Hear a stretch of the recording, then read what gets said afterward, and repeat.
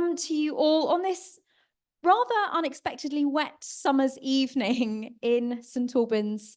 And of course, welcome to those joining us in person and also online.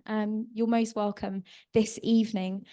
But of course, it's my very great pleasure to welcome back Professor Tim Boatswain. And some of you who are regulars will recognise Tim from his various talks with us here at the Study Centre. And they range in scope and subject from the nature of evil to the arts and crafts movement, with plenty in between. Having held academic posts at a number of UK universities, Tim has also been a visiting lecturer and research fellow at the Barber Institute of Fine Arts in Birmingham, at Harvard University in the United States of America, at the Ashmolean Museum in Oxford, and at the Queen's University in Belfast. If that weren't enough, and possibly what you've delved into already— I achieved that because I'm 102.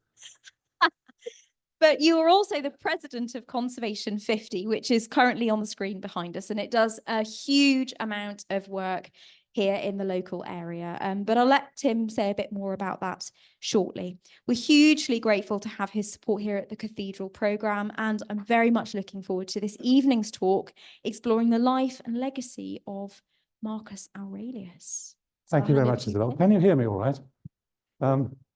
In fact, this is my 17th talk for the Cathedral in 5 years. I've done quite well. And thanks to the Cathedral, who've been so supportive, and the Adult Education Department, Isabel, well done. And I've managed to raise over, well, today we will actually, because of today, we will pass the £3,000 mark. So thank you all very much. Tomorrow I've booked a flight to the Cayman Islands. I hope this is okay. Hope no one minds. Now, some of you will know that the Euros are about to start. Football. So I thought today I would, to steal a metaphor, give this talk in two halves. So I'm going to have two halves. I think that'll be all right. Wait a bit, Gary. Gary, is that okay? Yeah, good. Okay. So I'm going to start by giving some background. And those of you who are fans and know probably more than I do about Marcus Aurelius, I apologize. But we're going to go through a bit of history about Marcus Aurelius. And you may have noticed he is there monitoring at the door. Yes, thanks, Paul. Give him a throw around. There he is. So I'm going to talk about his life and what happened to him as a Roman emperor. And then the second half, I'm going to concentrate more on the meditations and what the meditations might mean and so on. Now, let's see if we can get the technology working. Ah, bravo, there he is. Interesting, his style, unusual, in that Roman emperors really before Hadrian were beardless and military in style.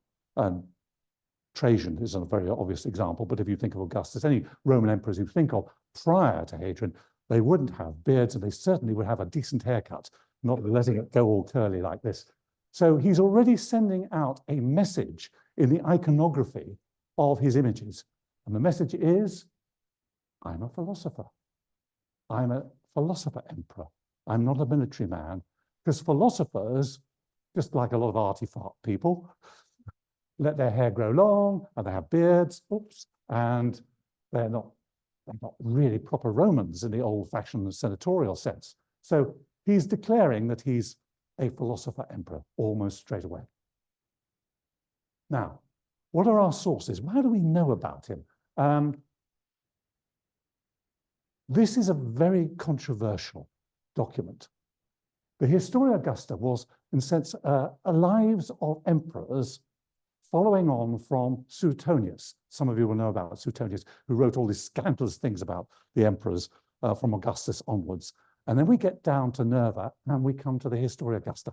And it's a very unreliable source. So we have to treat it with a lot of skepticism. That's one of the problems. So we've got that as our main history source at that time. We've got Marcus Aurelius's correspondence with Fronto. That isn't entirely unique, but it's quite rare. We've got, for example, the Emperor Trajan's correspondence with Pliny when Pliny was a governor in Bithynia. But Fronto was one of Marcus's teachers. And the letters are very strangely, entirely different in style from the Meditations, which we're obviously going to come on to. They're quite personal. It has suggested that there was a homosexual relationship between Fronto and Marcus Aurelius, but I suspect that's just not understanding quite what was happening at that time between teachers and their pupils. And certainly in Greek society, the idea of older men teaching younger men and getting very close to them, quite intimate with them, was quite standard. So we've got that correspondence. Then we have the Meditations themselves, which obviously is the theme for tonight. And these are quite unique. Here we have the jottings, the ideas, the thoughts of a Roman emperor. And though there is some argument about it, it's fairly certain, I think now, that he wrote them without any idea that they were going to be published. If he'd written them, for example, as a way of demonstrating what a good person he was, how clever he was, we would have had some contemporary sources telling us about them, but we don't have. It's not until much later that we learn about them. So we're fairly confident that these were supposed to be private and they were written to himself, to help himself. They were self-help. He was geeing himself up after a long day at the Roman office of an emperor. So we'll come on to those obviously in much more detail, but they're philosophical reflections. And I mentioned about him being a philosopher. He is very firmly in the Stoical camp. He's a Stoic. And the Stoics, and we'll come on to talk about what makes a Stoic, the Stoics were very powerful in terms of Roman society.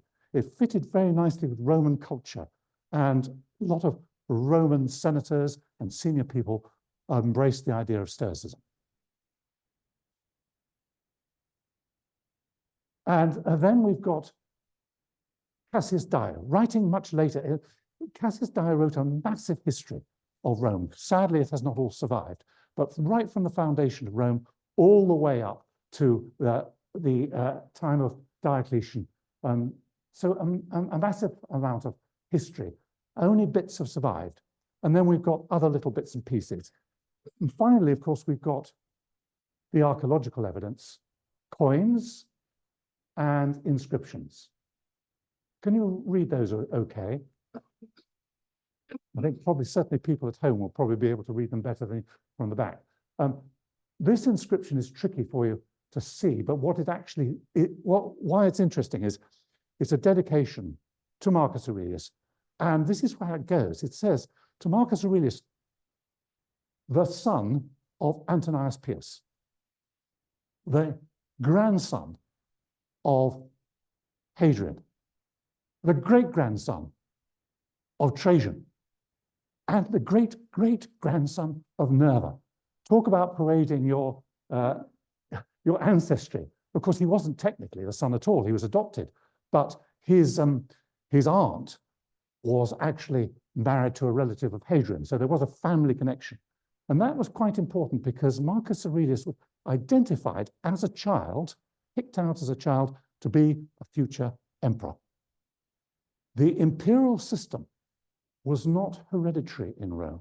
And in fact, generally our sources, who were mainly of the upper class senatorial, disliked the idea of hereditary ruling because, first of all, the tradition in Rome was anti-monarchy. They'd overthrown the Etruscan king. They didn't like that, so the Republic. But also when Augustus came to supreme power, he called himself primus inter pares, the first amongst equals. And that was the idea. It created an interesting situation in Roman history.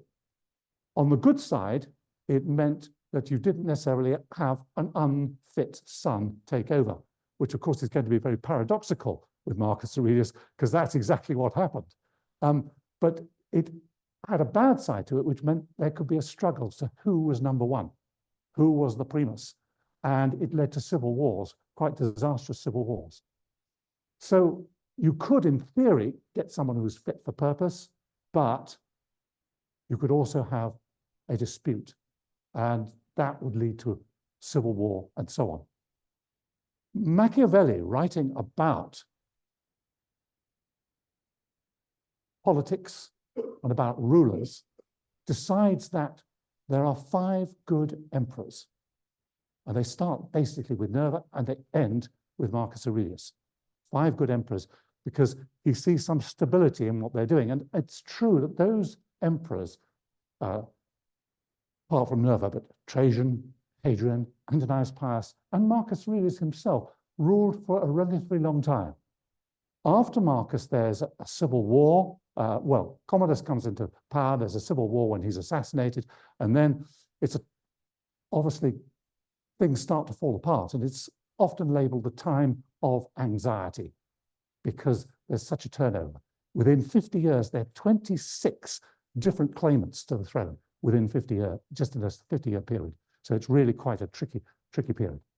So what it's saying in that inscription, which is actually, that's a copy of the real inscription, which is in the museum, and it was attached to the equestrian statue of Marcus Aurelius, which we'll come on to later. So what he's just saying is, I've got this fantastic ancestry. I'm a legitimate person. I'm the person who was chosen. And then, of course, we've got coins, which are very useful for dating. And this is interesting, because what Roman emperors do is they're projecting their power and their status onto their coins. So on this coin, I don't know if you can see it very well, but Marcus Aurelius is saying, I'm a traditional Roman emperor. I do conquest. So he's got Germania, I've conquered the Germans, and Sarm, I've conquered the Sarmatians. So I'm what the Roman emperor is supposed to do. And on the other side, he's been tribune of the people. It's really interesting that the post of tribune of the people, which was in the Republican period, a chance for the ordinary people to have a say and block senatorial legislation, is still considered very important to say, I'm a man of the people.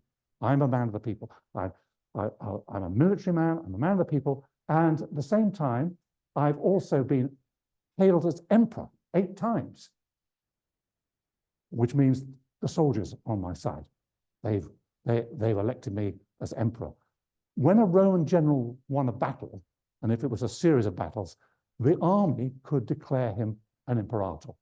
And it was a sort of acclamation. Of course, it became later on that if they did a deal with the general or the emperor they were going to claim imperator, the emperor would have to give them a donation. So it was mutually beneficial to the army.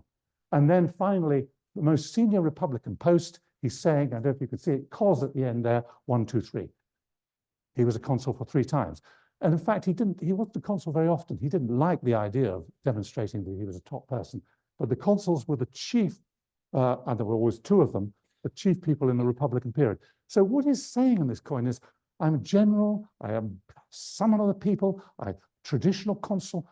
It's all propaganda, because the coins were the best way of reaching ordinary people. Everybody throughout the empire. You just imagine the communication problems when you haven't got the internet or you haven't got telephone or anything. The way to reach people was through money. Money talks, we know that. So those are our sources. Now, what about his life? This is the timeline. So I go through the timeline. Here he is born on the 26th of April in 121. And he's born with the name Marcus Annius Verus. His father and his grandfather were quite famous, but they originated, his great-grandfather originated from Spain. So they were provincials who came to Italy and set up camp. And because of his relationship with Hadrian, he moved in the highest circles. This is really interesting, isn't it? Those of you who've got teenage children will know how they go into fads. Well, he was so into philosophy that he decided he would sleep on the ground. He got into trouble from his mother for doing that. And he'd go around in philosopher's robes, declaring who he was. But this attitude, this idea, didn't change. And of course, his tutors were schooling him in that idea. And then he gets adopted by Emperor Antoninus Pius. Well, actually, what happens is Hadrian forces Antoninus Pius to adopt him. And another person who will come on to, Lucius Verus, is also adopted. So what happened for Hadrian was he had someone marked out, and sadly they died. And of course, so he had a backup, and Marcus Aurelius and Lucius Verus were two backups. He marries Faustina, the daughter of Antoninus Pius. And this is, of course, what Roman aristocrats do. They intermarry. Your daughter is actually a piece of your property which you use in what anthropologists would call alliances. So you're creating an alliance. You marry your daughter off into the family. And you get them engaged when they were just 8 years old, and they marry when they were 12. And of course, we know in medieval times that was very similar. So I'm afraid females were just used in that way to create political alliances. So Faustina was married off. She had 13 children, which is interesting because we'll come on to a bit, and some of you will know this from the meditations, where Marcus Aurelius really dislikes all the physical things, and sex was not for him. Well, maybe he was a hypocrite. I don't know, but he did quite well. 13 children. Sadly, only 5 of them survived. 4 daughters and only 1 son, who of course then became the notorious Emperor Commodus. So Faustina got a bad reputation, actually. Well, she married very young. She got a reputation for being a bit of a loose woman later on, but this was typical of Roman sources. If you wanted to castigate someone or you wanted to have a go at them, you challenged their sexual behavior. It didn't matter whether they were male or female. If it's a male, and a lot of our sources are when the emperors get damned, or the physical sexual things they get up to are unbelievable. But we have to take it with a pinch of salt, because it's part of a genre of actually how you deal with emperors you don't like. Then he comes at a ridiculous age. He's only 19 and they make him consul. And normally you would have to be in your 30s, late 30s to reach this most senior position. They're pulling him out. This is the man. He's going to become the emperor, the future emperor. Now, this is an interesting one. It's 160s, and this is very controversial, and academics argue over it. Did he tolerate, at least, the persecution of the Christians? There's no evidence that he actually went after them. There's some later evidence that he did say to one of the provincial governors, well, if they're criminals, then you must treat them and punish them. We do know that the Christian sources probably tampered with some of the sources. It's really tricky.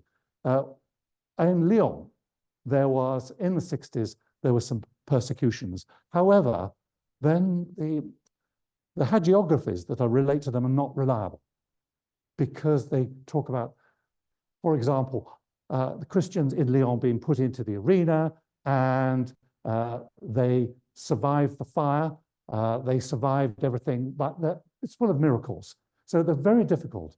The general feeling now is that there is not any evidence to suggest that he or Antoninus Pius were interested in persecuting anyone for any religion. And Stoicism wasn't interested in religion in that way. It had its own ideas about cosmology, and it was very providential. Perhaps I should explain what that means. It means that there is a divine force somewhere who has got it all under control, and we have no control. It's going to happen. It's all sorted.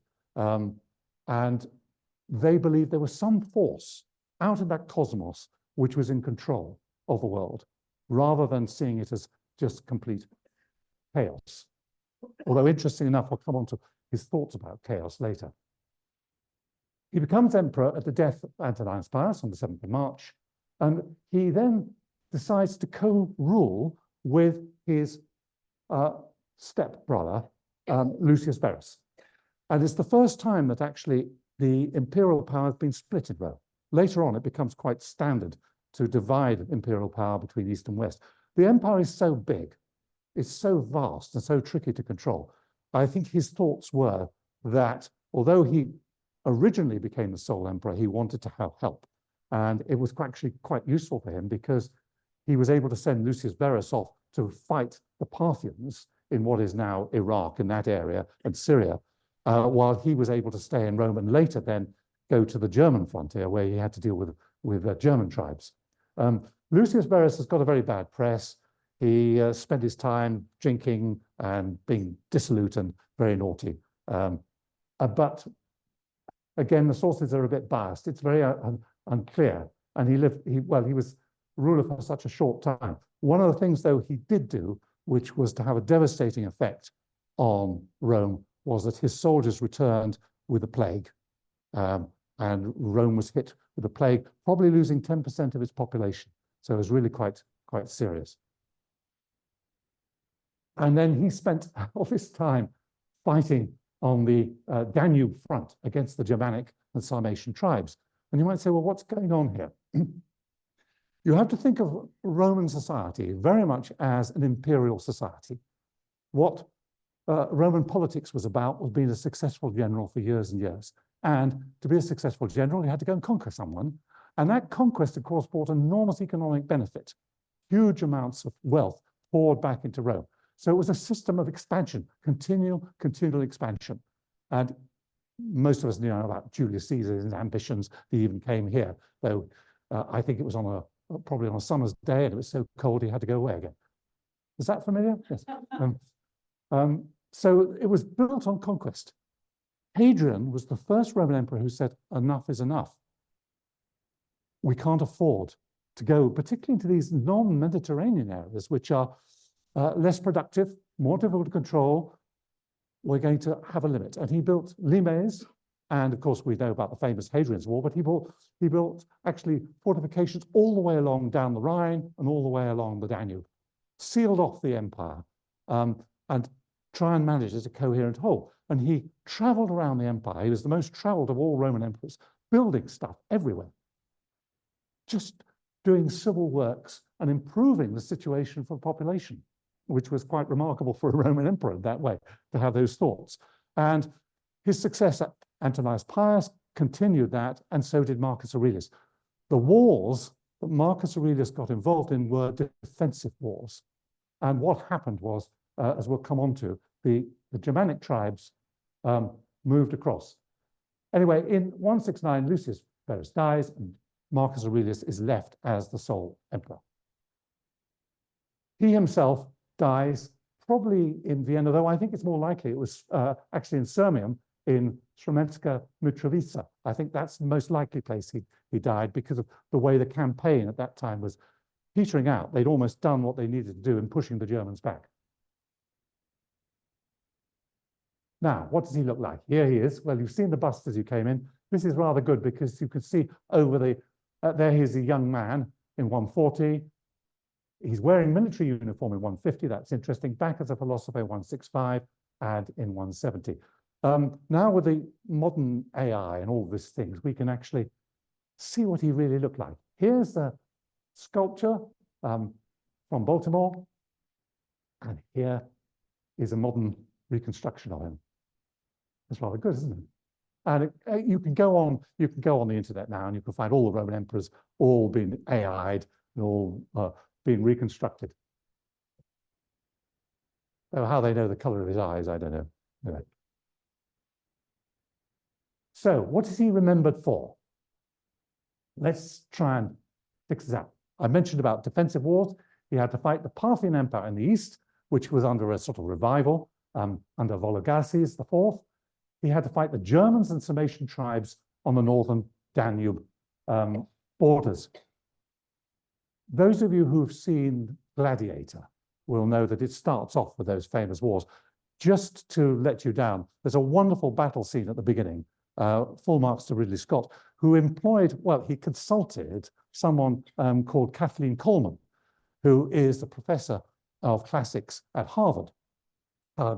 And she advised him on how to do it. They fell out later on, and she's never on the credits. She refused to be on the credits. But a lot of what they start off with is really quite correct. It then goes into total fantasy, as we know, later on. But the battle scene is interesting, filmed in Surrey, by the way, which trying to map, well, on this sort of weather, it could be a northern cold climate, couldn't it? And there's a very interesting bit, which we'll come on to later, where the cavalry charge, and I'll save that for later because it's fascinating. The plague, yes. We have a lot of information about the plague, though we're not certain exactly what it was, because Marcus Aurelius's physician was Galen, the most famous medical practicer in the Roman Empire, and later was the foundation of medieval medicine. Galen was very popular. I think I'm right in saying that Galen actually was first translated from the Arabic. I think the Arabs translated him first, a bit like Aristotle. When we got Aristotle came back into Europe, not through the Greek, but actually through Arabic, because the split between the West and the East had happened, and there was no Greek speakers, or hardly any, in the West to actually do the translations.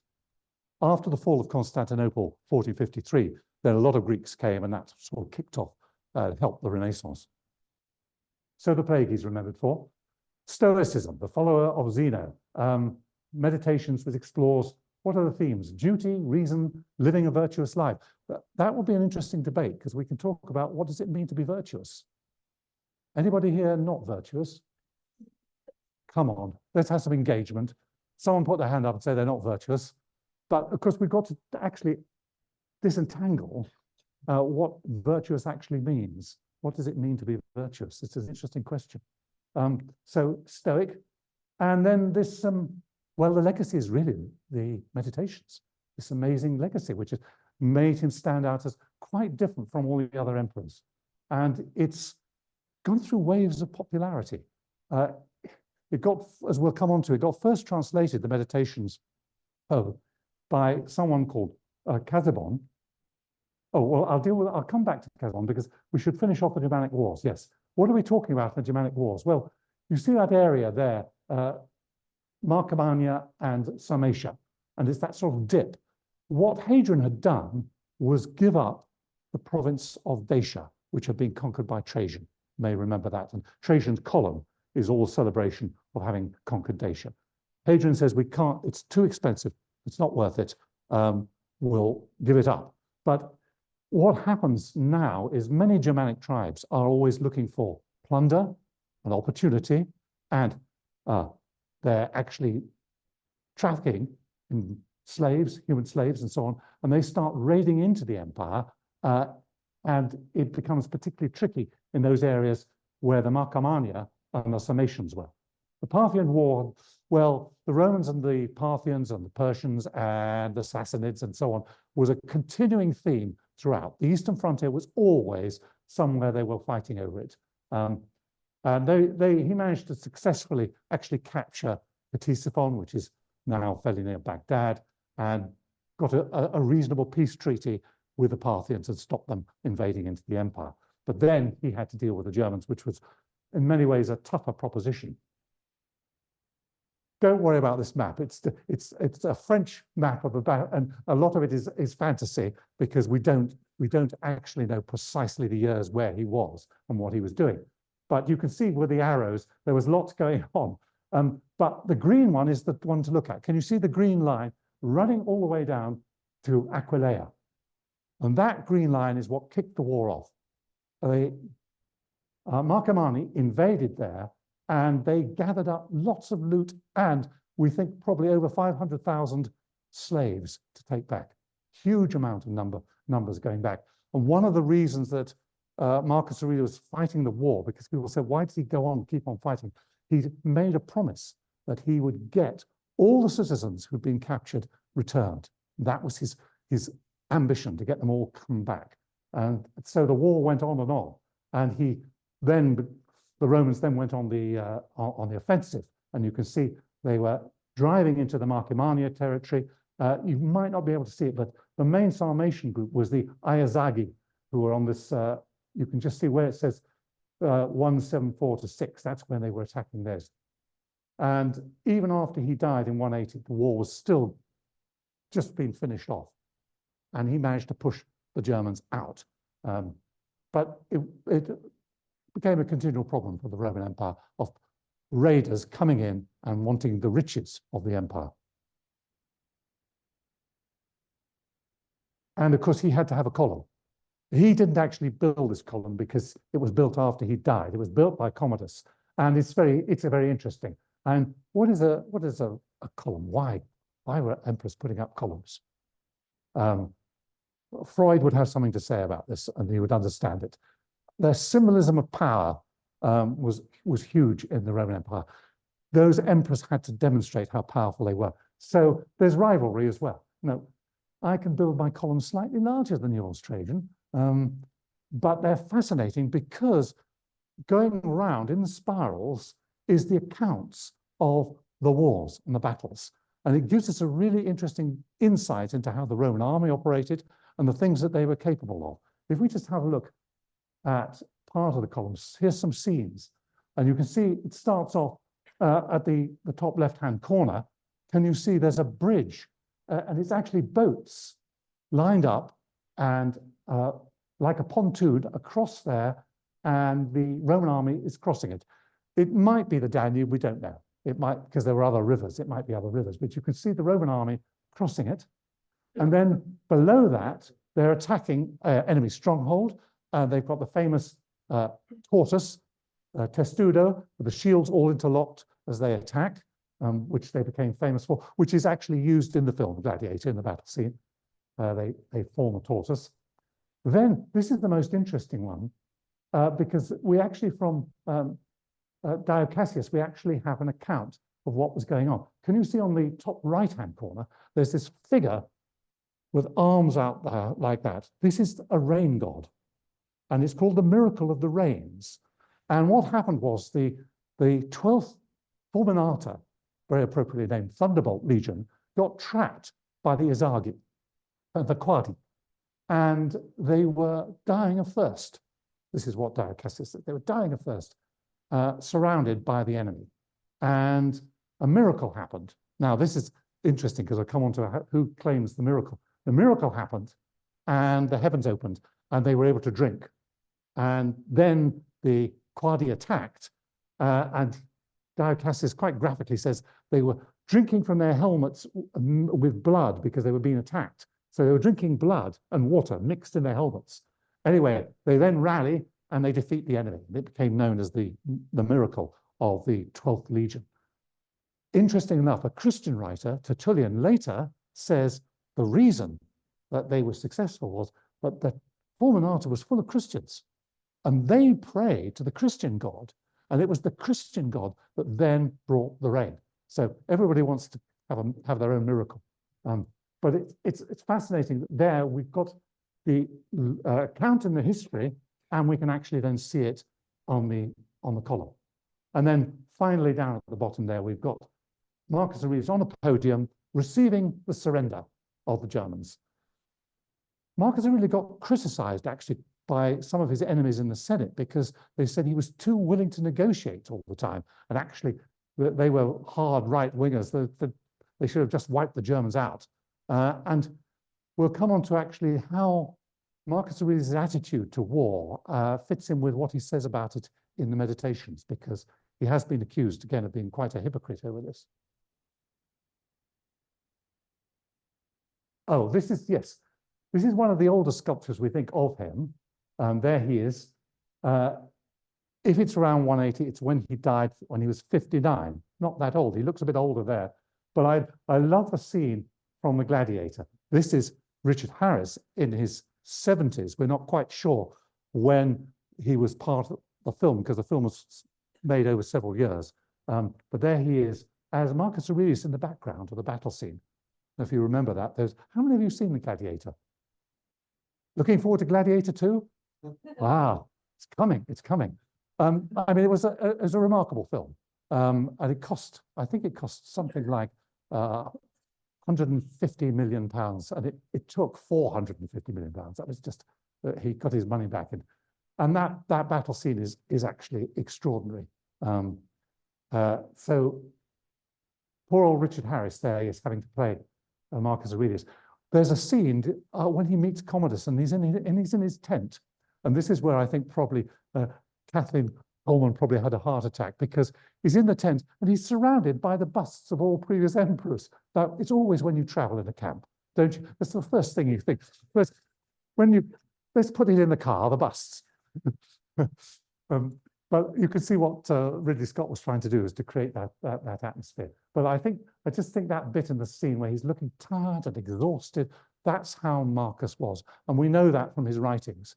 He was tired and he was exhausted. And as a philosopher, having to fight on this Danubian frontier for years and years must have been just, I suppose, one good thing. It got him away from Faustina and the kids, but otherwise it must have been a nightmare. Must have been a nightmare. So let's move on to him as the philosopher emperor. And this is remarkable. Many of you will have seen this wonderful equestrian statue, which is one of the few surviving equestrian statues. They obviously were, a lot of bronze was used and a lot of them were melted down. But this is the one which is in the Capitoline museums. In the Campiolo at the moment, there's a replica, and the real one is actually in the museums. And it's people have tried to interpret this in gesture. What is he doing? What is this about? Is he greeting us? Is he reaching out to us? What's going on? And it's caused a lot of interest amongst art historians as to quite what that symbolism means with a hand going out that way. Some people think maybe there was something in the hand originally. A medieval commentator saw this and said, this equestrian statue is interesting, but the horse is actually resting its hoof on a defeated barbarian. That's disappeared. So was it about conquest? I suspect it wasn't really about conquest because he's not wearing military uniform.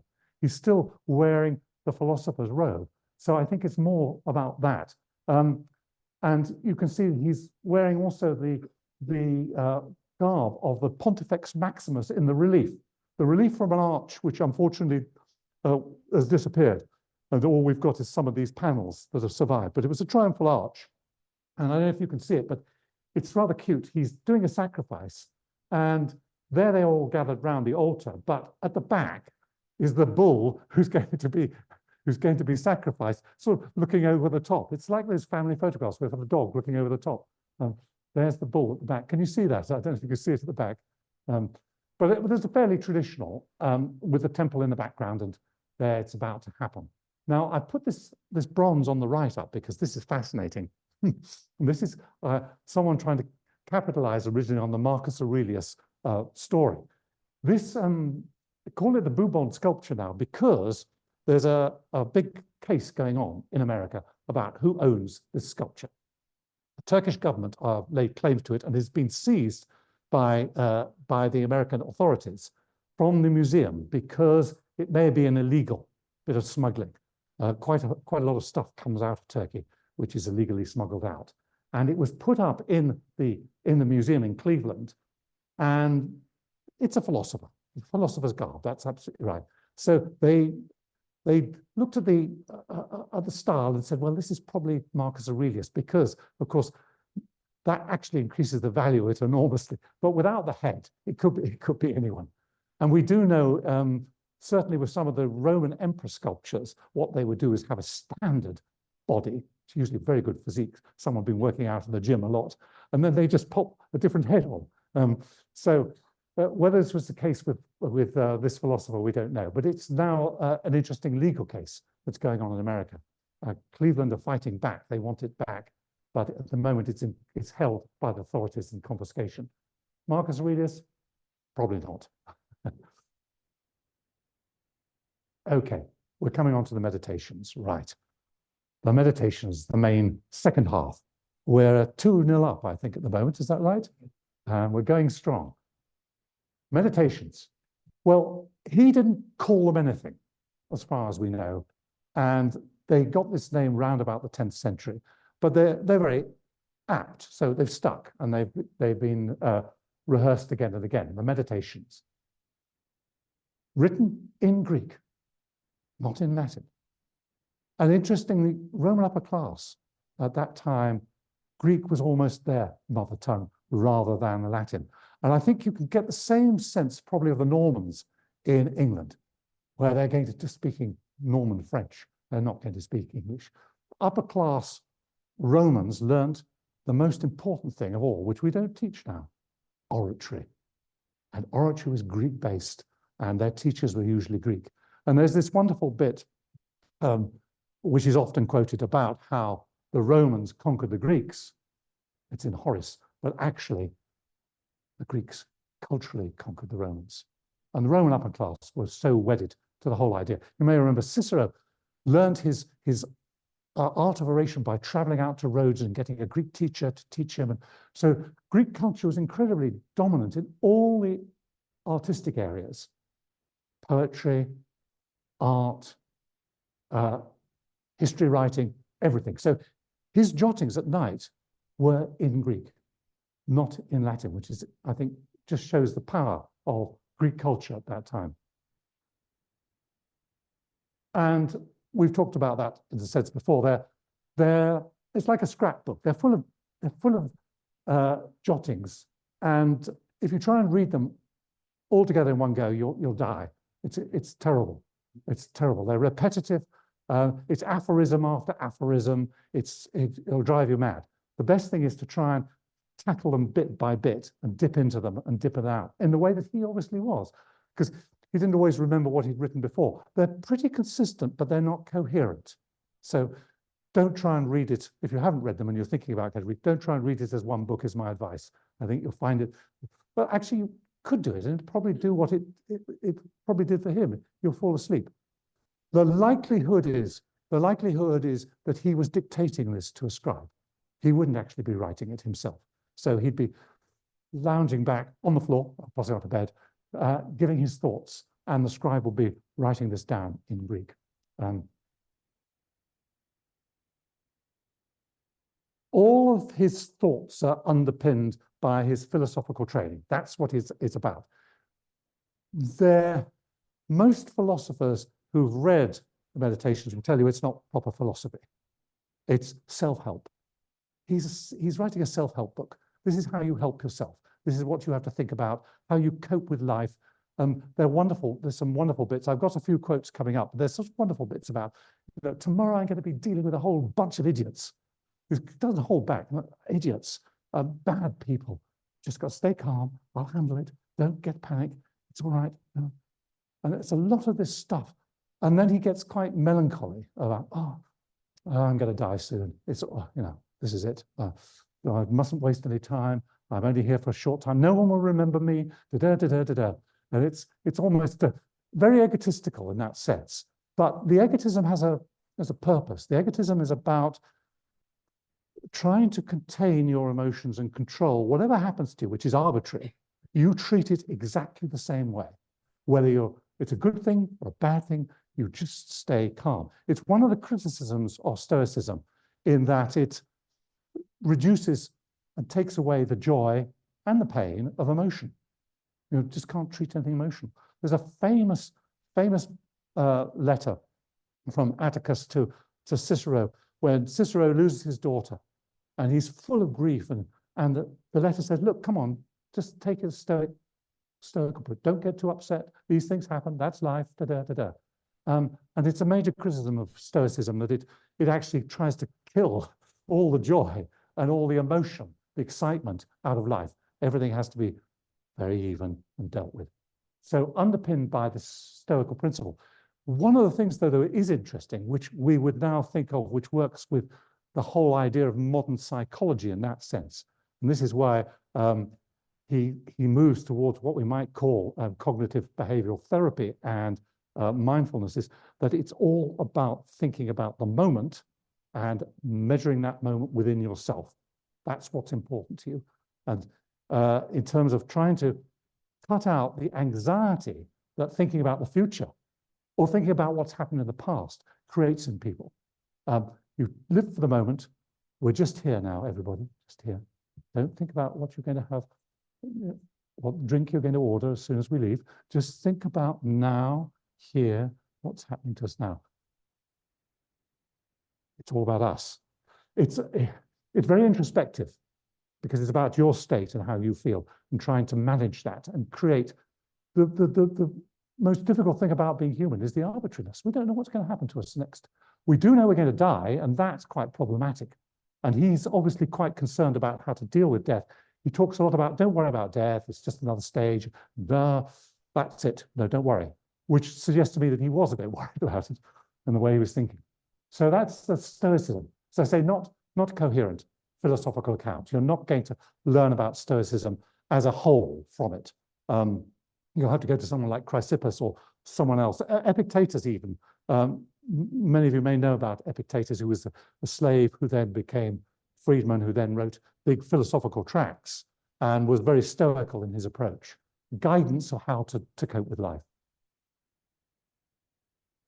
and a series of mental techniques, how you actually manage those techniques. And it's all again about, and this goes back to cognitive behavioral therapy and about mindfulness and how you manage that. And finally, as I say, very melancholic in tone at the end. It's not going to G you up. You're not going to go out laughing with Marcus Aurelius. You need to be in the mood to be able to manage it. If you're feeling sad and low, I don't recommend you read it. So what are our sources? Well, not too good, in fact. Our only full manuscript is the Codex Vaticanus Graecus, which is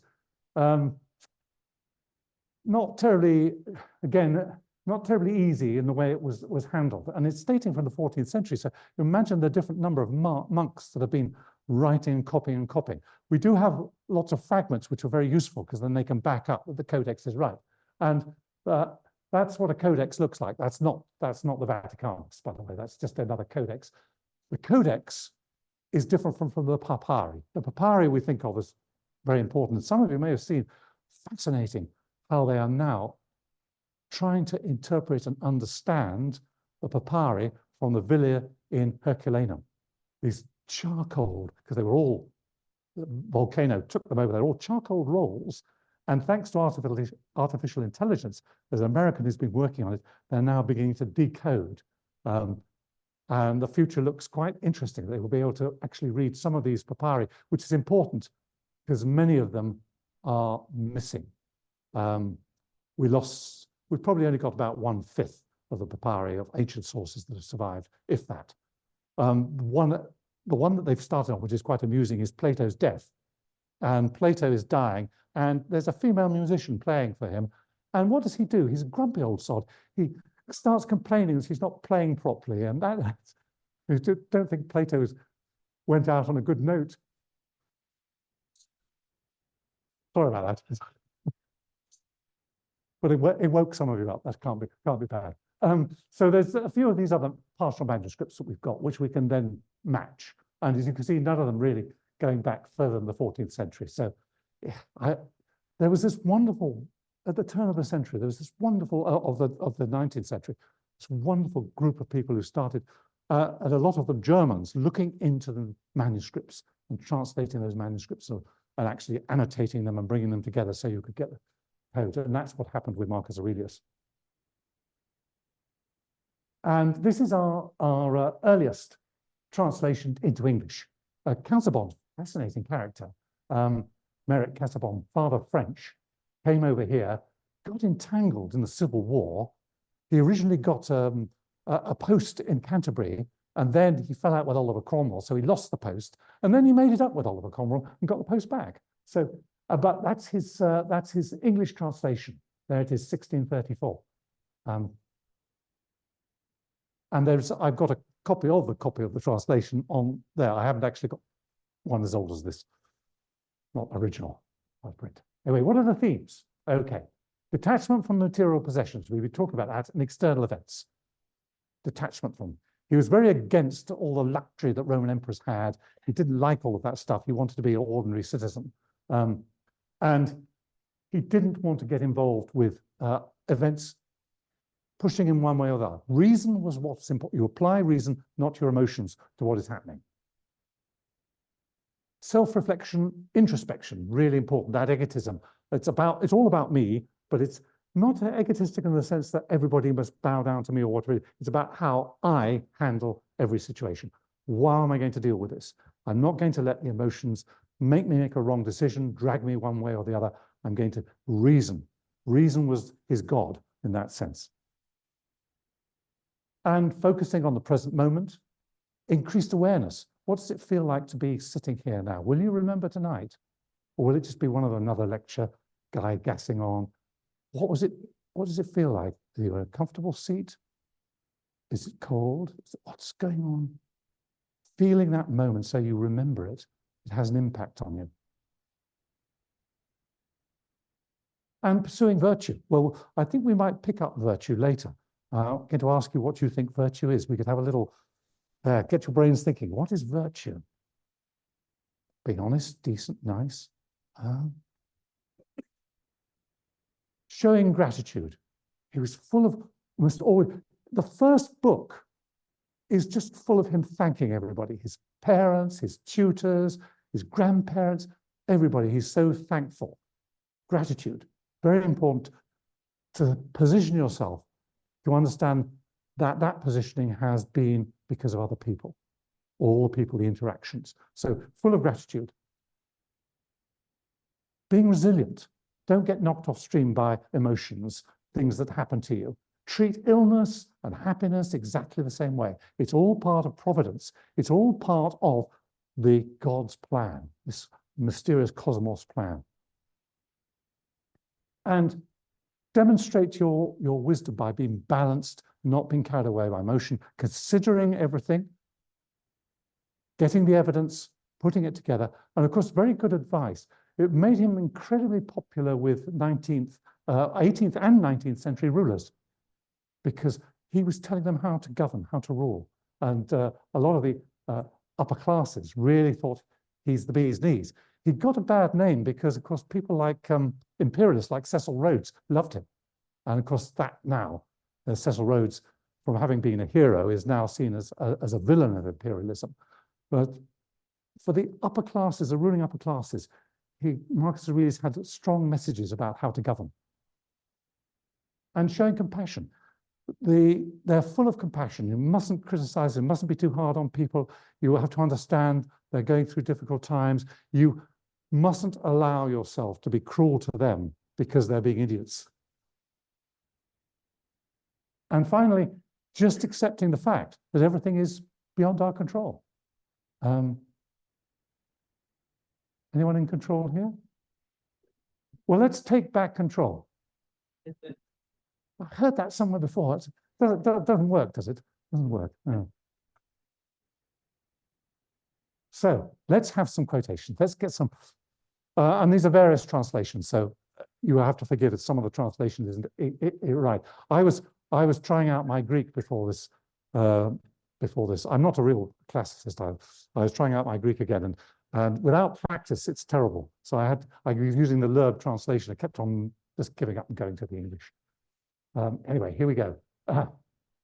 You have power over your mind, not outside events. True. Realize this, and you will find strength. So understand that. It's pretty good, fair stuff, isn't it? The object of life is not to be on the side of the majority, but to escape finding oneself in the ranks of the insane. I love this quote. I love this. I recently, probably it's some time ago now, I wrote a blog, which was inspired by a French philosopher. And it was all about, it was actually something personal that happened to me. It said, you cannot argue with idiots. And I got into a tussle. Well, it wasn't me, actually. It was my wife got me into a tussle with someone. And I would, without naming names, say that you couldn't argue with this person because he was an idiot. And it's the same. But are we going to be in the ranks of the insane? How do you judge that? Of course, it's in that sense, it's rather relative. The memory of everything is very soon overwhelmed in time. And he was writing that about himself. He was actually wrong, of course, because here we are talking about Marcus Aurelius and his meditations, world famous and still being applied in all sorts of ways. So he wasn't actually quite right about that. But I think the point, what he was saying was, what we do today is nothing tomorrow. It's not important. And we'll come on to some interesting points about that in a minute. The mind freed from passions is an impenetrable fortress. A person has no more secure place of refuge for all time. He was very introverted in that sense. When there were, the big issues, he would just go into himself. And you could just imagine, here's this philosopher, I say, having to fight a war. He didn't really want to fight on a pretty unsophisticated frontier with a load of soldiers. It must have been really tricky for him. And I think the bit in The Gladiator where Richard Harris does look so worn and so tired, I think it's quite a good portrayal of him. It was not easy running a huge empire, I don't know if any of you tried it, but it's not easy. Because a thing seems difficult for you, do not think it impossible. Now, this is the part of the self-help, isn't it? It's geeing him up. He's geeing himself up. Look, looks really tricky, but there's always a solution. There's a way around it. I can get there, stay calm, rationalize it, think it through. I'll be there. Very good advice for all of us. Never let the future disturb you. You will meet it, if you have to, with the same weapons of reason that today arm you against the present. Such good advice. We get into such a tangle, don't we? We are the only species, as far as we know, that has consciousness. Animals don't plan. They react instinctively. But we can think ahead. We can see the scenario. What if that happens? I'm in trouble. What if? And we can also, of course, go back in the past. Animals can memorize things, and it does then create their instinctive behavior. Those of you pet owners, dog owners, will know that that is true, but they are not planning the future. They're not planning where their next meal is coming from. They're hoping you're going to put it down for them, but they're not planned it. They haven't helped you. They haven't looked at the menu and said, well, I'll have what's it today? We're constantly thinking about the future and constantly getting it wrong. The only people who are worse than us are the economists. Any economists in the room? They can never get anything right. But we all have our plans which don't happen and so on. I'm almost going to make reference, but I won't, Chris, to the local plan. But I will leave plans by their nature change and evolve, and we can't actually predict what's going to happen. Who predicted COVID? Look how it's changed the world. So we just have to be prepared with our reason. That's his main weapon, to rationalize, to think about it and not panic about whatever happens to us. But more importantly, live for the moment. Enjoy what's happening now. If you're not enjoying, I suggest you leave straight away. But that's what we have to rely on. And living in the moment, very key. Stay calm and serene, regardless of what life throws at you. Very stoical, so it doesn't matter. And that's the bit I was saying about Cicero. When his daughter dies, he's riven with grief, and he's told, well, you're not being a proper stoic. You shouldn't. Happens. Daughters die, children die. And actually, when you think about it in terms of life expectancy, and we have some data about life expectancy in Rome, you were lucky if you lived past 20 if you were a woman. Where do we get the data from? Gravestones, mainly. Terrible tributes to women who died, and probably childbirth was one of the main things. And even if you were an ordinary Roman, you weren't going to live long. Some of the aristocrats, because they could have the best medicine and the best diet and so on, could live into their 80s and so on. But for the ordinary people, life expectancy was very low. Very little medicine, very little understanding about health. One of the reasons the Roman army was so successful is they had a really good bit of health provision, and they were called Roman baths. They were the cleanest army at that time out. They had a lot of good hygiene, and it was really good for the Roman army. And then, of course, they had a lot of good logistics. What have the Romans ever done for us? Well, roads, baths, etc. And the Roman army had that. That's what made them so efficient and effective. There's a whole thesis on that to be written, I think. Dig deep within yourself. I love this. For there's a fountain of goodness ever ready to flow if you will keep digging. None of us are doomed. If we keep digging, there's a bit of us which is we're going to be proud of, we're going to be good. And I think that's a very important message, particularly today when people are so self-deprecating. And we know, thanks to social media, people are, and particularly youngsters, are under such pressure. Am I good enough? Am I beautiful enough? What am I? Am I fit for the society? Dig deep, and you'll find there's a spring flowing there. And then one of my favorites. What we do now echoes in eternity. Now, in the script for Gladiator, those of you who saw it, do you remember Maximus Decimus Meridius? Russell Crowe, to you and me, gets on his horse with his lovely dog, and they go up the back to the cavalry in the wood in Surrey. And one of my friends, one of my friend's friend, she was one of the cavalry, because Ridley Scott roped in, or anybody could ride, was in there. There's two wonderful things he says. Now, Look, keep the line, keep the line, going in the attack. If you find yourself alone, riding in green fields, be not afraid, for you're already dead. You are in Elysium. Brilliant. And then he steals Marcus Aurelius. What they actually say in the film is not what we do now, but how we live now echoes in eternity. Chaos theory. The butterfly flaps its wings. But he's right, of course. Marcus is right. Everything we do now will have an impact somewhere in the future. Culturally, for our family, for everything. We mustn't forget how important we are in determining what will happen, even if it is chaos, is not planned. So every act, so it's a wonderful quote, I think. We have an impact. Whoever we are, however unimportant we are, we will have that impact. Chaos theory is fascinating. The Newtonian physics behind it are a bit beyond me. I'm not a physicist. But the whole concept of that we alter something by our very presence. We've altered. You've altered tonight, very presence. Thanks to the contribution of the fees that you've made, you've enabled me to go to the Cayman Islands. What can be better than that? What could be better? So, modern critics. Now, this is interesting. What do people think about it? This is. You might not recognize this person, but in America, he's a big name. William James, psychologist, philosopher, one of the most remarkable books ever written, and said that it contains more wisdom and practical good sense than any other book I know. That's a pretty good recommendation, isn't it? Let's have a British view.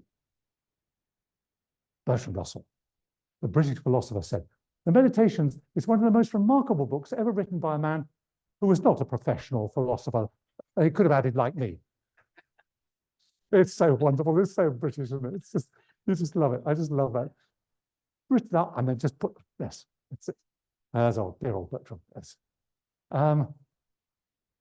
And someone you may not know about much, but Eric Fromm, he's a bit more than the sociologist. He's quite a polymath, is Eric Fromm. Wrote a book about Marcus Aurelius, The Art of Living, in which he argues that Marcus Aurelius's ideas can help us to live more fulfilling lives. And it's picking up that whole idea of self-help and so on, if we look at those aphorisms and his quotations. Now, in July, and unfortunately we'll not be able to go because it's already sold out, but the famous British classicist, Mary Beard, is coming to talk in St Albans. If you haven't got your tickets now, it's all too late. So I'm not even. But what does Mary say? Well, this is interesting. Mary, she doesn't like Stoicism at all. She thinks it's too fatalistic.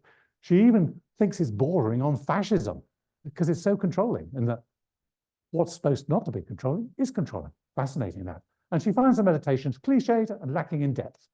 Just surface stuff. Easy aphorisms, anyone can say this.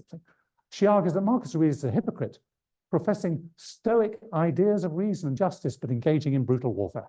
Well, that is what I call a perfect example of presentism. Do you know what presentism is? Let's judge all the previous cultures by our own moral values now. It's taken us a long time to get here. It's pretty rough, I think, to go back on our ancestors and said, you should have been thinking like us. How dare you? So I think she's wrong. I think she's wrong. And those who've seen the television program, Meeting the Roman Emperors, how many of you have seen that? Not many. I can recommend it. She's a great narrator, and she gives you the other side of Roman imperial power, and it's fascinating. So it's on BBC iPlayer. I do recommend you having a look at it. It's really great fun. She gets into a debate. It's not really an argument with a philosopher, Angie. What's her name? I'm going to Angie. Anyway, she gets into this debate about Marcus Aurelius. The philosopher is quite in favor of Marcus Aurelius, but Mary is very skeptical. And there's this thing where she thinks basically that meditations are a bit of virtue signaling. Do you know what I mean by virtue signaling? Like, what a good guy I am, and da-da-da-da. That might have been fair if he published them contemporarily. saying to his citizens in Rome, this is the sort of person I am and how virtuous I am. And yes, I talk about justice and peace and love, and then I'm off killing off barbarians, as many as I can slaughter in a day, sort of thing. But one of the things you have to understand about Marcus Aurelius is, and it's about Stoicism as well, is one of the elements of being virtuous is to do your duty. And for a Roman emperor, the duty was everything about Rome and about the empire. Extreme patriotism, if you like, because that was the world of civilization. And that was the world. And you had to do that in relation to your ancestors and the gods. That's what you were doing.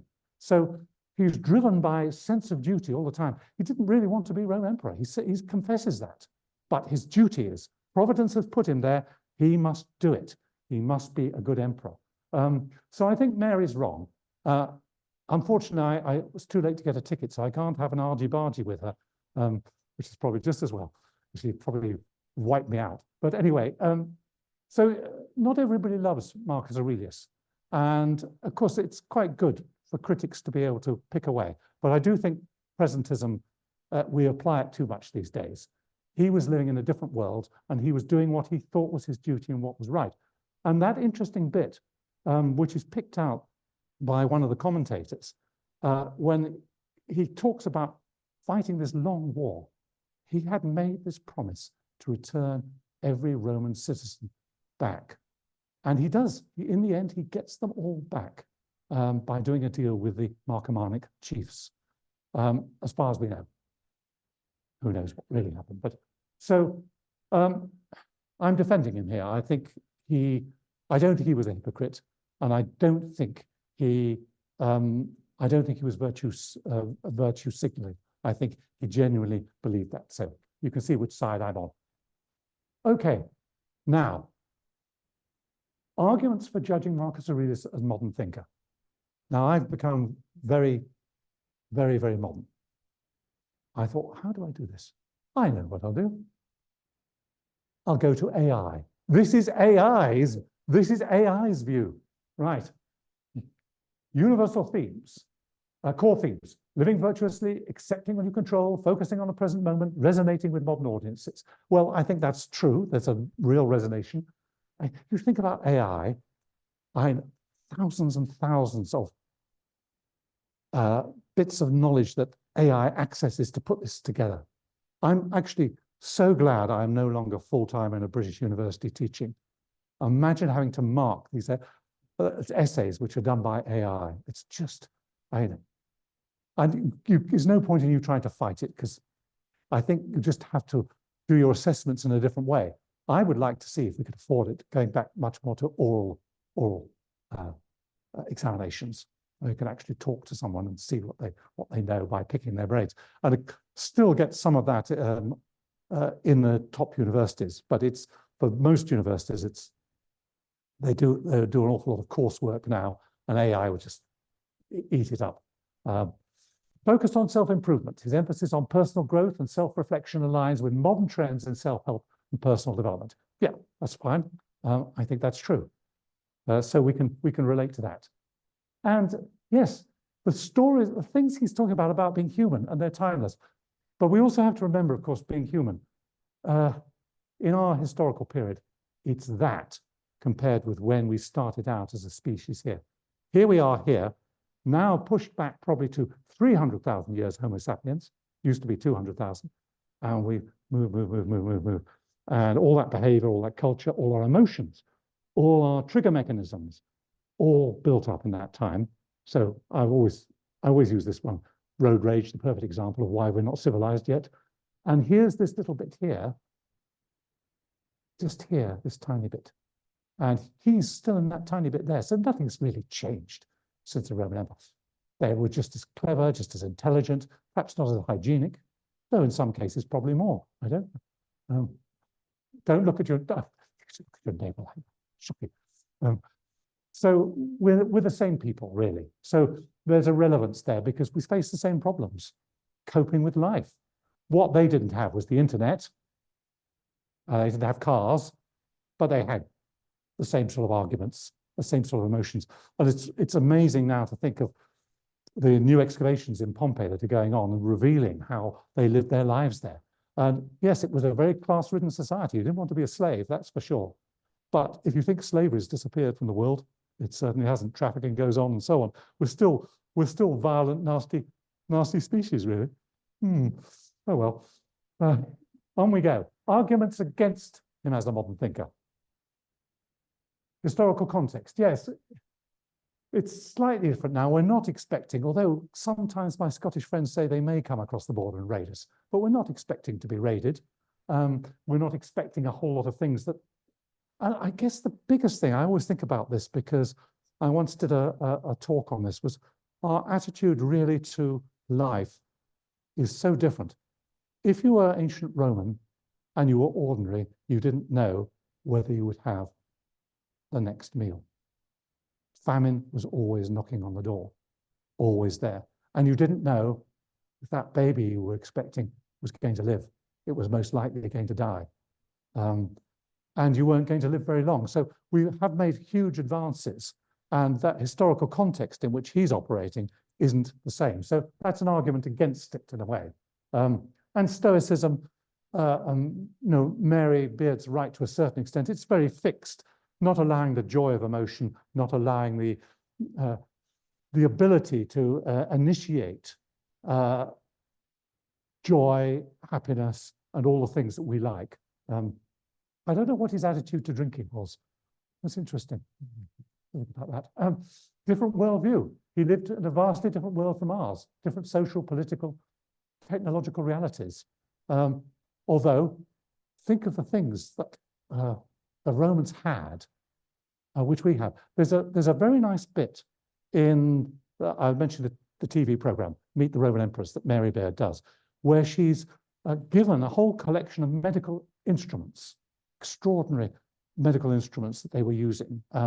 Clearly their medicine was a long way behind us, but what was interesting in that Galen, who was doctor to Marcus Aurelius, talks about Marcus Aurelius and his treatment. And he uses a drug, a concoction called theriac, which seems to have been probably invented in the Middle East. But by the time the Romans get it, they're putting 27 different ingredients into it. And some of them are silly, like snake skin and here. But one of the main ingredients was opium. Mary actually suggests that some of the Roman emperors were probably high most of the time. And he does complain that the theriac, Galen says, theriac makes Marcus Aurelius very sleepy, does make him very sleepy. So where's he sleeping on the job? Fascinating. Anyway, but different times from ours. The social, political, technological realities were quite different. I mean, we've now moved to a democracy which is stable, very efficient, works very well. What am I talking about? What am I talking about? There we are. On we move. Limited scope. Personal writing's not, yes. Professional philosophers do criticize him because he doesn't give us the full spectrum of a philosophy of life. And he accepts this providential thing, which I think most philosophers would not accept now. The idea that there is the watchmaker controlling us, managing us, and it's all, whatever we do, we're not going to change anything because it's already planned out. I think that doesn't work anymore. So here he is, age 59, and sadly, he dies. Still very young. And he's buried with his family in what is now Castel Sant'Angelo, which, of course, was Hadrian's massive mausoleum. Unfortunately, his sarcophagus and stuff has not survived, so we don't have the remains, we only have the sculptures. Now, if you want a bibliography, I've put one together on my Wix site, so you could just find it by typing in Tim Boatswain, you'll find it, things. Now, this is really interesting. On Tuesday, we had a wonderful talk from my good friend at the back, psychiatrist Florian Roos, and it was about Nathaniel Cotton and how Nathaniel Cotton was a pioneer in mental health and talked to his patients. And we had from Florian an account of how we moved to modern psychiatry. But we also were talking quite a lot about cognitive behavioral therapy and mindfulness. And there's this wonderful quote from Marcus Aurelius, which I think is absolutely right. Thought is therapy. Remember that. Your thoughts are your therapy. Thank you very much.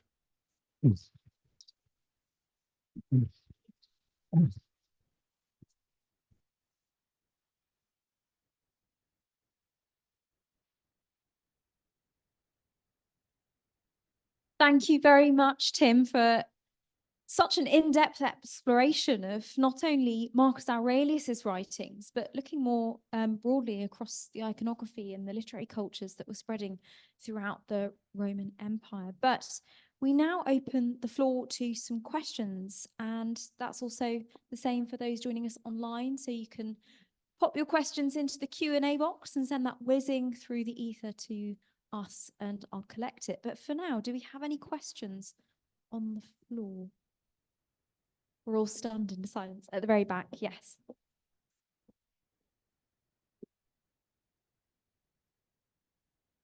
I'm going to say something possibly begs the question about what philosophy is, because I read Marcus Aurelius some years ago in English, I'll confess, and Seneca more recently, and the self-help theme seems to be more dominant than something more fundamental. I remember Seneca writing about how do you deal with a noisy neighbor, and I seem to remember is first of all ignore it and then go live in your place in the country where it'll be quieter. None of that's very profound compared with what you might call real philosophy. So are we wrong to think of him as a philosopher, more someone who is musing? And we've seen plenty of that. You can buy it in the local shops, in a little book of this, a little book of that. So am I being unduly cynical? I'm perhaps closer to Mary Beard on this, although she is otherwise, I think. No, there is a sort of superficial element, isn't there? Particularly when these aphorisms get repeated and so on. It's a debate and an argument about whether he doesn't give us any coherent philosophy. No, he dips in and out and gives us bits, but we have to think of the context. He's writing for himself late at night, having beaten up the Germans or been beaten up by the Germans on the previous day, and he's trying to just self-help himself. He does have a knowledge of a lot of ancient philosophers, though, and I think he was well taught, probably by Fronto and others. So he might have been able to do something more coherent and in more depth, which is clearly what you, Chris, and Mary have in common. He might have been able to do that if he'd set out to do it, but he didn't. And it's like judging someone who writes a book about something and say, well, you should have written about the other thing. Why did you, why were you doing that? So I think, to be fair to him, I wonder what he'd say if he was here now, what he'd say. I think he'd probably bore us to death with Stoicism. He'd probably kill us by giving us all of he doesn't really touch on the physical side. And Cyprippus, there's a lot about the cosmology and things in which I don't understand in Stoicism. The moral side appealed, and I think that's why the manuscript survived, appealed to the Christians very much. And Stoicism set some good examples about moral behavior for Christians and was borrowed by the Christians. I think that's clear. So let's say guilty has not been a true philosopher, but very much innocent on the side of moral understanding and self-help. Thank you. We have another question here. Tim, thank you very much for lovely talk, really comprehensive. I'm just interested about the timelines because, we see Zeno around 300 before Christ, and then the Buddha died about 450 before Christ, and there's this overlap with Alexander going over to India. Have you got any sort of inkling or knowledge if there was any interaction of Alexander? Did he bring anything back? Because I think Stoicism and Buddhism have got quite significant overlaps, which are quite interesting to observe. So I just wonder if there's any knowledge about interactions between the two. I honestly don't know, but if we look at it plausibly, there ought to be, yes. I mean, the whole Hellenic world was so huge, running from from what is now Afghanistan right the way through to Greece. Huge world, and Egypt, of course, being very important. And Possibly if, the library in Egypt had survived, we'd have some more information about it. But it seems highly likely that there would be interaction and people coming and going backwards and forwards and passing on ideas. And it's a bit like in terms of how you see, say, for example, Abrahamic religions happening pretty much at the same time, that sort of need for things. So there's a lot of communications going on, and they're very eclectic. Christianity, for example, is incredibly eclectic. I can always remember actually disappointing a theology student by being typical crass of me, I suppose, by telling them that, of course, Christmas couldn't be Christmas because the Romans didn't do their census in midwinter, and it had to be August, and they'd obviously borrowed this from Sol Invictus, the victorious sun god. She was very shocked. But so, I mean, to answer your question, I don't know of any specific evidence, but it seems highly plausible that there would be that sort of interaction going on. And we do know, for example, Roman coins turn up in India in all sorts of odd places. How did they get there? Well, because there's trade, but trade means not just about commercial goods, it's trading ideas, things going backwards and forwards. And someone, for example, like the Christian, Eastern Christian people in China, how did those ideas transmit across? So there were things happening. I mean, it might have been the Church of Nestorius, it might have been something else, but there was that sort of communication later on, which we can demonstrate. And it seems highly possible. Let's say, I don't have any evidence, but it's highly possible. Thank you. We have another question from the back. Thank you. Very good presentation. Thank you for that. In your answer to the first question, you started talking about the links with Christianity. And some of these statements are very Christian. Could you tell us anything about any Christian theologians who sort of borrowed from or developed some of the thinking of Marcus Aurelius?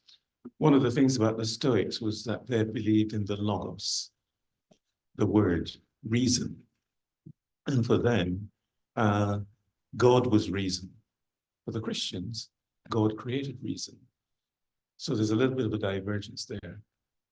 But my question is, are there any Christian philosophers, theologians who have sort of borrowed from Marcus Aurelius?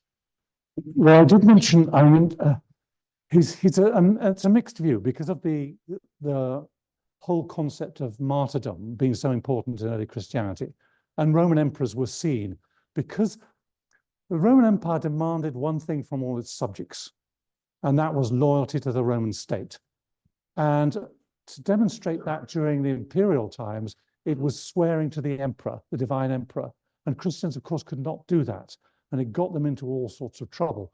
The famous letters of Trajan to Pliny spell that out, where Pliny says, leave them alone, don't worry about them, and don't listen to people accusing them. However, if for some reason they're in your custody and they refuse to do the oath, then you must treat them as criminals. So the Romans were always concerned, like a lot of imperial powers, and I haven't quite answered your question, but I'll come back to it. Like a lot of imperial powers, they were concerned about revolts. Trajan wouldn't even allow Pliny in Nicomedia, where the citizens of Nicomedia said, can we set up a fire service? And Trajan wouldn't allow that because it was a congregation of people who would start talking politics and cause trouble. So that was that side. Now, going back to your question, I mentioned Tertullian, who was very favorable to Marcus Aurelius. Eusebius, who writes the first early Christian history, is very against Marcus Aurelius. But Eusebius has an agenda, and the agenda is about martyrdom. And everybody up until Constantine is, because he's also pushing Constantine. And you have to remember, Constantine threw over hundreds of years of Roman religion to bring in Christianity in that way. So it was really radical. And Eusebius is writing his history of the church to back up Constantine. So there are no good emperors prior to that. They're all dangerous. The reality for historians is we see ups and downs, and there are some persecutions, and we've got the edicts that demonstrate that, and then we've got the stories of the martyrs. The hagiographies generally are very unreliable for obvious reasons. But later on, Christian theologians, and certainly in the 19th century, you get people like Matthew Arnold and so on. I know he was a specific theologian, but he had a huge influence on theology. He was very pro Marcus Aurelius. And they see him, because there's no edicts, because they can't prove that there were any persecutions, other than two accounts. One is Justin the Martyr in Rome, who gets into a personal dispute with a praetor in Rome, and that's ends up being executed rather brutally. But that may not be to the fact that he was a Christian. It may be to the fact that he got into an argument. And then the Lyon ones that I mentioned. And the Lyon ones are just so exaggerated and so over the top that they can't be trusted. But I think from the 19th century on, well, 18th century onwards, I think it even happened with the Protestantism in this country. There was a recognition, and hence why Casaubon published in English, because there was this feeling, the Renaissance, we need to look back to the classics, and the classics weren't all awful pagans. They had something to contribute. And Casaubon is part of that movement, which says, look, here's this Roman emperor, full of this wisdom and help, and full of Christian morality. So I think there was, I think probably earlier on, Christians saw within Stoicism things that they valued. And like as I was saying earlier about religions being eclectic, you borrow, you take stuff which suits your argument, you select what you want. And it probably goes back to Florian's earlier question about Buddhism and so on. Those things that chime well with your thoughts and what you want to convey. I haven't been able to answer your question specifically because I just don't have the knowledge. But I think generally there's a mixed view amongst Christians. Those who would take the Eusebius line and those that would take the Tertullian line. Thank you. We actually have a really interesting statement here from Georgia, who joins us from Nottingham this evening, and it does link to something we were discussing even before the talk with your own texts that you've brought in that are at the front of the room. She says, first of all, thank you so much for the interesting talk. It's meant a lot to her. And to contextualize that, she's been brought up with the teachings of Marcus Aurelius. Her father had given his copy of his writings to her brother, and it is dated to 1907. And it now looks in a rather sorry state, but is still referred to by both Georgia and her family. And thinking about that, some of the texts you have at the front, one of them dates, I know, to 1914. So it's clearly being used, especially during times of great turbulence. Do you have any particular reflections on that? Yes, it is interesting. And the Victorians sort of fell in love with Marcus Aurelius in many ways. But two of the copies I bought, second-hand ones, both are dated to 1914 and 15, and that First World War period. And you think about it, your young son's going off to the front, having to cope with a terrible life. And you want to fortify them. And I think probably I mentioned about Matthew Arnold. Matthew Arnold was so influential, set a fashion. And it was the British public schools ethos that the people who are going out to rule the empire should behave like Marcus Aurelius. That's a real model for them to behave. And take Christianity as their moral backbone, but behave like a ruler like Marcus Aurelius. And so it's interesting. Yes, I think that turn of the century, and particularly, well, I've got two books. It's not exactly a very good sample of anything, but it just struck me as really interesting that just two of the books I had are dated to that period. So I think he was a great moral example. I think people like Cecil Rhodes and what have sort of made him less desirable now. But I say we shouldn't. I try to avoid presentism and identity politics. I hate both of those things.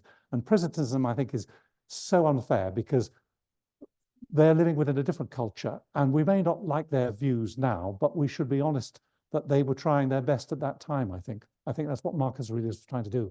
He wasn't perfect. No one is perfect. Thank you so much. Can I ask a question? Yes, of course. I posed, what does virtue mean to you? What is virtue? It's banded about by Marcus Aurelius to live the virtuous life, to be virtuous. Being good, and it's, being good. Authentic and truthful, being yourself.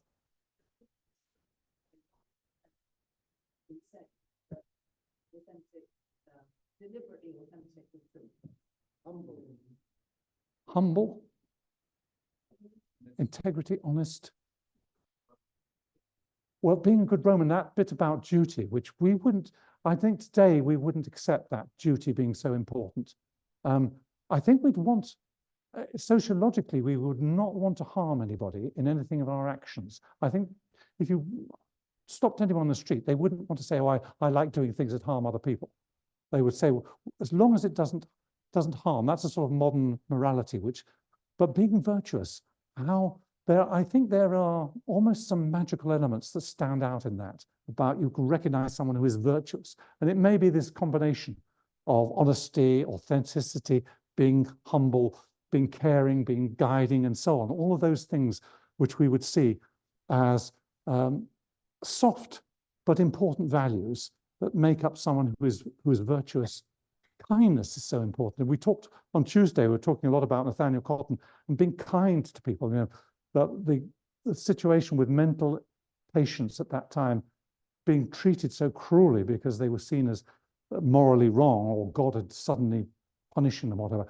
And then suddenly to turn around and say, well, actually, just be kind to them, which is very difficult when they're someone's behaving way out. We know that in the family, someone quite different, it's quite difficult to be kind to them. So I think that's part of trying to be virtuous. But good question. What is the dictionary definition of being virtue? What? It's all of those things. But I mean, Larry said it for being good. But what does good mean? And some of it's quite relative. I mean, my background is partly also in anthropology, and I used to have this thing with students, you know, say, we're looking at some prerequisite tribe in Borneo, and they're headhunting.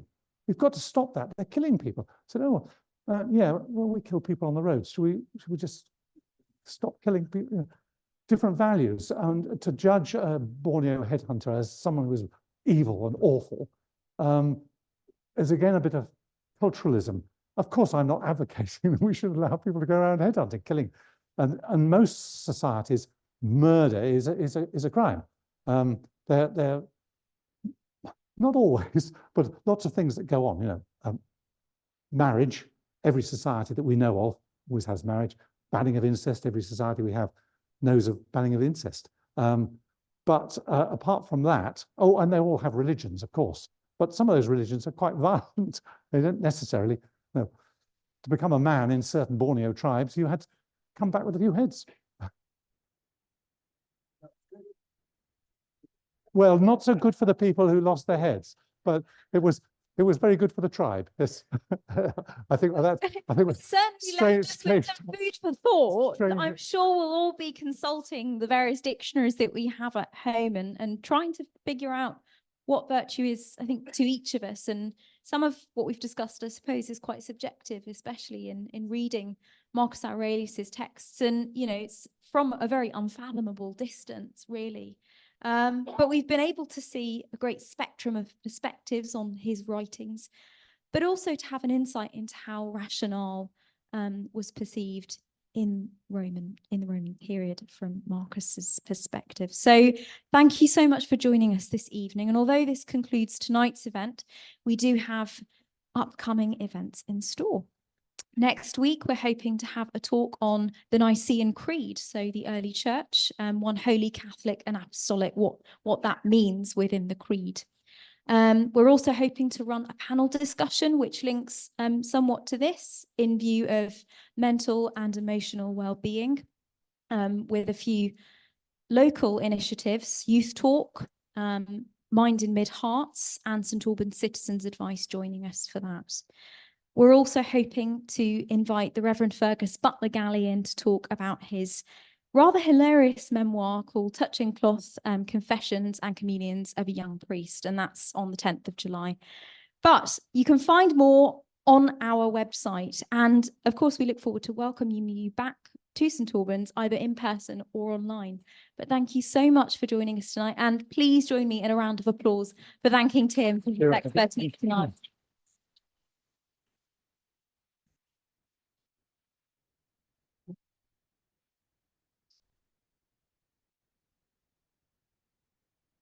And just one last, the answer is yes.